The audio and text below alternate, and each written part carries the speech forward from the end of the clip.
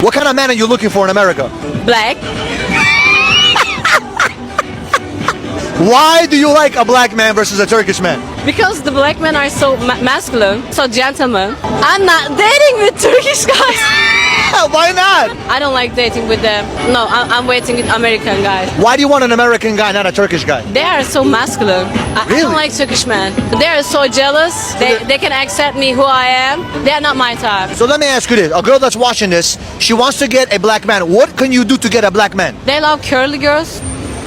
Curvy, yeah. I highly recommend marrying black men. A lot of Arab and brown women are reaching out and they're trying to find black men. And I say black men are kind. They're very secure in their masculinity. They're also gentle. They're also not like I see this a lot in the Arab community because I grew up in it. Men get very shy that their women are out there, or their women work, or their woman does something. And black men are very chill and secure about it. Like, she's on her deen, she's respecting herself. I'm not going to feel shy about this. And that's a huge cultural difference that I definitely appreciate from marrying a black man. So do yourself a favor, ladies. Find yourself a black man. Arab men are not for the faint of heart. I'll start this by saying they are not for the faint of heart. I'm going to share some pros and some cons about being married to an Arab. And we'll start with the pros because I think the pros outweigh the cons. So, being married to an Arab means you have a provider, you have a protector, you have someone who is going to make sure that you are always okay, always taken care of, always comfortable. My husband constantly tells me that he does not like to see me tired. So if he sees I'm tired and I'm doing things around the house, he's like, no, sit down, relax. Or sometimes he'll say, I'll do it. When we go out, I remember the first date, I thanked him for dinner.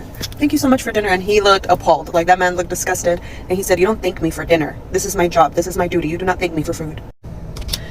Pro number 2, very handy. Very, hands-on. If anything is wrong with my car, I don't have to worry about it. The man is on top of it. Pro number 3, very family-oriented. They love their family and they will love your family as much as they love theirs. Another pro is that these men are very attractive. Even if, some of them lose their hair, like their beard, the strong features, the eyebrows, the eyes. I mean, these men are beautiful. Another pro that is very, very important to me because of the person I am a very hyper-independent woman, is that he makes me feel like I'm no longer alone. I never have to ask this man for anything because he's on top of it even before I ask. He already knows what's needed, what needs to be done. He's on top of everything, and I absolutely love that. Now, I'm sure this sounds very dreamy, and it is. This is, I think, by far one of the best relationships I've ever been in, as far as, having my emotional, physical, financial, all of my needs met. The cons. If you have male friends, forget about them. Forget about them. You can't talk about them. You can't hang out with them. You can't be seen with them. Nothing. Forget about them. You never had them. Now, while not all Arab men are Muslim, my husband is. So, even if he does not ask you to wear a hijab, he will ask you to wear something modest, to dress modestly. So, if you're constantly, walking around with your cleavage out, things like that, it's not going to work. These men are very territorial. They're very jealous. So they like their women to remain just for them to see.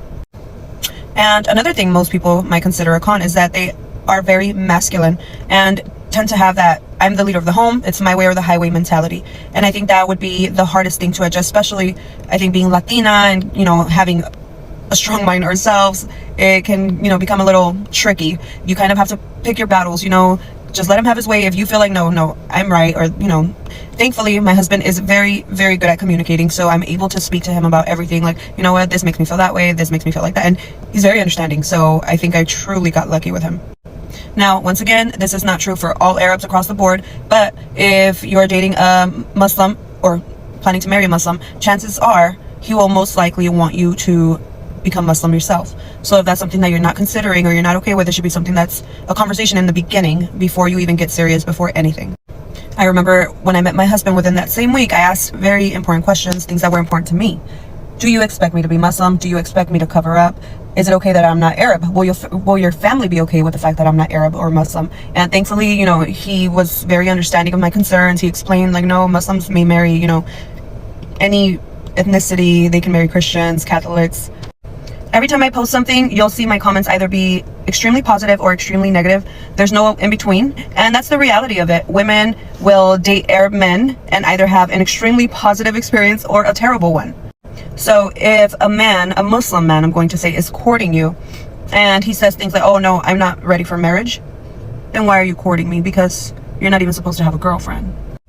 And another con, even if your husband, your boyfriend doesn't tell you I have an issue with this, their face will tell you. I swear, when my husband has an issue with everything, he's like, he doesn't even have to say anything to me. I see it all over his face.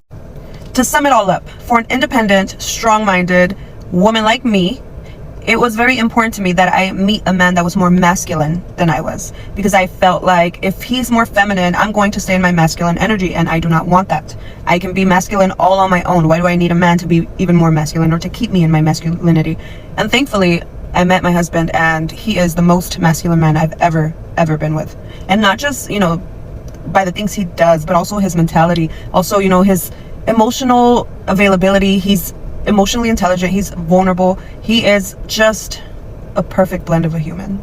Fam, this right here, we need to talk about it, because more and more Arab women are stepping away from their strict cultural expectations and choosing to be with black men instead. And this is something their families don't expect, don't approve of, and definitely don't talk about openly. Yeah, so today we are breaking down why Arab women are choosing black men, what's pushing them away from their own communities, and why this shift is happening now. Let's get into it. Do they no longer want to make the sacrifice for their marriage? Let's talk about it. So honestly, like that whole thing was literally crazy. Like literally now that they're literally trying to mimic American marriages and American love, and they're so influenced by us that now they literally are crashing like us. Like the craziest part that she said is like, now you see them saying like the women are trying to be like American women, like they filed for divorces and now independence and feminism has slowly ushered its way into their society. I see what I notice is they trying to be like us. You see what I'm saying? Like they pay attention so deeply to, they're so influenced by the music nowadays and the vibes and like our movies, but mainly our music and movies. Those two M's and marriage, those three M's.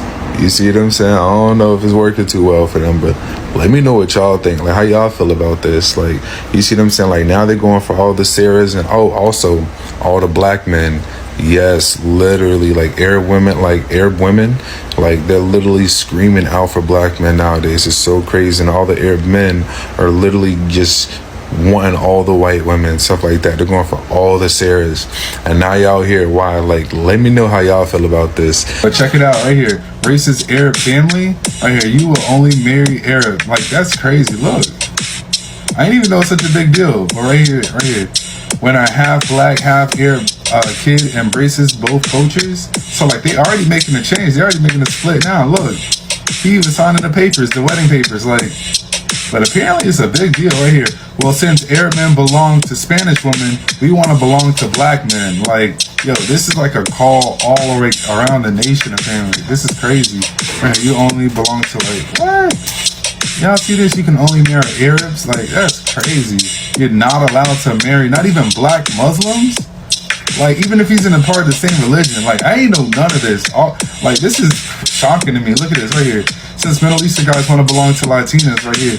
Yes, can Middle Eastern girls belong to black men? So apparently it's like they trying to rebel. Like, I didn't know it was such a big deal. Look.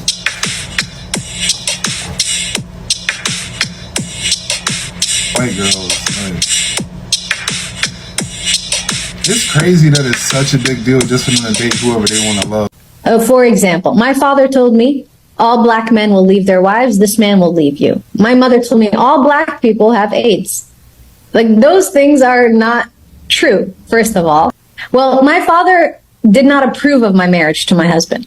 And why my not? father, yeah, because he's black. Oh. So there's a lot of racism in the Arab like I said, the culture. Islam says no black man is better than an Arab man. No Arab man is better than a black man. But my father and my mother were adamant against, no, he's black. No, they didn't even give him a chance. They didn't meet him. They didn't, give him an opportunity. And that hurt. But when something is wrong, it's wrong. So you got to stand up against it. A lot of Arab and brown Muslim women always reach out to me and ask me, how do I tell my parents about the black man that I'm interested in? There's a lot of Muslim women out there that are Arab and brown, and they don't know how to come and talk to their parents about the man that they're interested in simply because he's black. Simply because their parents have iterated to them again and again and again, no black men. They'll even be like, if they're Arab, they'll be like, okay, any other Arab country is fine. And if they're Desi, they'll be like, okay, any other Desi kind of is fine. But like, what? Like what? How are they even determining the value of a man? By his skin color? That's not Islam. Okay? You could go anywhere and you can talk to anyone and you can open up the Quran for yourself. There's nowhere that says you need to obey your parents if they are straight out doing something that is un-Islamic. And preventing you from marrying a Muslim man just because of his skin color is un-Islamic. So shut that down. Respectfully say no and, you know, do your thing. I hear a lot of Middle Eastern guys saying these days, they're like, I don't want to marry an Arabic girl because I have to pay for the wedding, and then she wants a wedding planner. She's going to spend hours explaining to the wedding planner what she wants when she can just call the florist and send her a picture off of Pinterest and it's done. Then she wants me to buy the house that she wants me to hire an interior decorator for when she's a professional shopper and she's in the same stores that the interior decorator is going to be at anyways.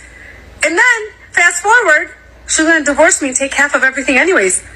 I might as well marry a white girl that's going to pay for everything with me. That way, when she divorces me, it's her cut anyways. She earned it. She paid for it. Why do I need an Arabic girl? And on top of the Arabic girl's going to bring me, her mother and her sisters are going to be at my house all day, but then my parents are never going to be in my house because it's not comfortable for her. Your mom is too opinionated, but her mom's not opinionated.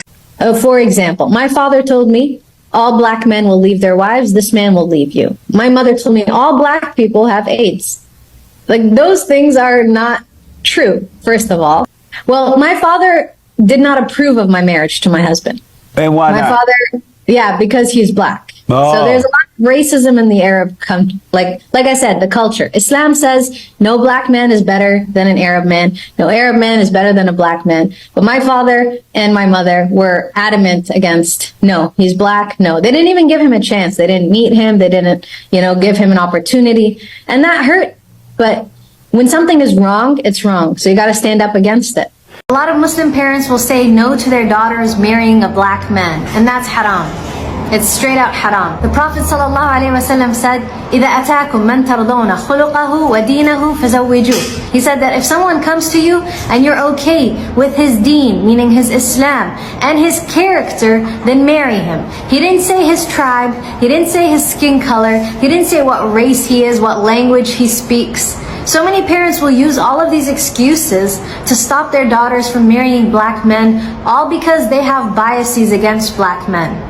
Because they think wrongly and in a haram way about black men. Did you know that Prophet Adam alayhi salam was black? Did you know that Prophet Musa alayhi salam was black? The color of your skin doesn't matter. In our deen, we have Arabized and whitewashed our history to make it seem that there are no black Muslims. But if a man comes to you and he's Muslim and he's black, you have no reason to say no, except that you're not happy with his Islam or his akhlaq, his character. Other than that, any other reason is haram. And if your parents are standing in your way and telling you you can't marry someone because of their skin color, you can disobey them. You absolutely can, because what they're doing is haram, and we have been instructed to be kind to them, to be respectful of our parents. But when they ask us to do something haram, we stand up and we say no. This is reality. Let's be real here, yeah? When a woman is divorced, it's not the same when a man is divorced, yeah? Okay, and in Islam, they're both divorced. Divorce is a divorce, yeah? But divorcee is a divorcee. But the thing is, when it comes to not following Islam and following your culture, as if, like they said, the woman becomes like tarnished. And I'm like, where does this come from? Sorry, can I just yes, sister, please, wanted to say something about what you just said, that the push that our culture gives us can be beneficial. It's a bit like, say someone criticizes you, it's up to you how you want to take it. Either you can get really offended or you can act on it. So even though that is good, our culture doesn't see it like that and they don't portray it like that, because when you are young, Your parents, I mean, I'm Pakistani, and so I'm going to talk for my culture. They want you to live your life according to their terms. So you're going to grow up, you're going to do all those things, you're going to get married, and you're going to, it's like a status thing as well. And it's like, if you are divorced, you're bringing shame upon the family. Exactly. So I agree to that. even, yeah. Unfortunately. And I just want to add the fact that very often women are double victim. They are victim from I'm talking about the one that been left, abandoned, victim of oppression. They are already victims of whatever traumatic event they had to go through. But then this victim, an accusation, constant blame, is like she's even guilty for being a victim of a situation. Wow. I'm not talking about the one that decided to leave family for whatever reason that seems superficial. I'm not talking about this new trend. I'm talking about real sisters that went through oppression, that have been left abandoned by husbands that think that maybe he could grab someone else and just leave his wife and kids. I'm talking about those, because divorces have different reasons, different situation. I'm talking about sisters that are clear victims, because everyone wants to jump on the wagon and all sisters are victims. And no, sometimes sisters need to take accountability. Sometimes they are responsible for their divorce. I'm so sorry. Sometimes they are divorcing for the wrong reasons. But sometimes and they initiate it. Like statistics show that, and it's in we understand it's in their nature, but even statistics show that rather than problem solve, they will like leave the marriage rather than trying to. I am not saying that's all the case of sisters. It's very important we represent the real victims, because Allah Azza wa Jal has gave a strength, a position to the husband, rightfully so, and then sometimes it's abused. It's very interesting, you know that, because I was reading Imam Qurtubi's tafsir. Yeah, so basically, you know, there's this concept, because we deal with the non-Muslims, etc. Like, oh, look at your religion, it's misogynist because a man can give talaq, but a woman can't. If you look into the tafsir, it's very interesting. What it says is that in the Arabian Peninsula, the Arab men used to abuse their wives by, for example, I divorce you. Yeah, she goes and she says, okay, no problem. I want to move on. Nope, I take you back. And there was no limit to it. And Allah set it to 3 talaqs to keep the man in check, because He knows. And check this out. This is how beautiful Islam is. If you look at it, 3 talaqs is to keep the man in check, meaning you can't stop her from moving on. You've got 3. If you can't control yourself and you're emotional and you let it be, guess what? When you give the 3rd talaq, what is the ruling? She has to go after her iddah period. Depends. She needs to go get married again, obviously, be married, and then divorce. Now, for a man, this is very interesting, but if you look at it psychologically, because for a man to envision his wife with somebody else, so for him, if he's giving that last talaq, because at the end they say 2 types of people don't learn: the one who's arrogant and the one who's shy. So we're here to benefit people, inshallah. I know it might be a bit thing, but let's be real here, So for a man, he's thinking, if I'm giving this last talaq, what it means is the following: my wife is haram for me, and she will have to be with another man, which is halal. There's nothing no one can say, but ghira is a different level. A lot of Arab women grew up in homes where everything is controlled, how they dress, who they marry, what they study, how they behave. So when they meet a black man who lets them breathe, who lets them be themselves, oh my God, who doesn't treat them like property, that freedom feels like love. Yes, that freedom feels like love. A lot of Arab women say the same thing. Black men listen. Black men respect my personality. Black men don't treat me like I'm just here to serve. For the first time, they feel seen. They feel like a woman, not a role to be controlled. Black men give them the emotional connection they have never been allowed to have. So let's be honest. Arab women love the strength, the confidence, the masculinity of black men. They love this about black men. Black men carry themselves differently. There is a swag, there is power, there is energy. And many Arab women say black men make them feel protected, not silenced. Yeah, some Arab women chose black men because it's the first time they feel like they have a choice. Not a forced marriage, not a cousin, not a man the family picked. Yeah, in their culture, they just pick a man for you. So choosing a black man is choosing freedom. It's them saying. Yeah, it's them saying, I'm breaking the cycle. I'm choosing love for me. A lot of Arab women say black men accept them even when their own culture makes them feel like they are never enough. Black men don't shame them for wanting independence. Yeah, they don't do that. They don't shame them for wanting careers. They don't shame them for wanting a voice. They support them, they listen them. Yeah, and they protect them. So here is the truth nobody wants to say. Arab families are some of the most controlling when it comes to dating. I'm telling you. Many of them don't want their daughters with black men. Yeah, some even cut ties. But the more they push, the more the women leave. Yeah, because once a woman tastes freedom, she's not going back. She's not going back. So whether people like it or not, Arab women choosing black men is a growing trend because love is stronger than culture. Yes, love is stronger than culture. Freedom is stronger than pressure. And at the end of the day, people want to be with someone who respects them. And many Arab women are realizing that black men give them exactly that. Wow. That's wow. So fam, that's all I had to say about this. Tell me what you think in the comment section. I will see you in the next episode. Bye.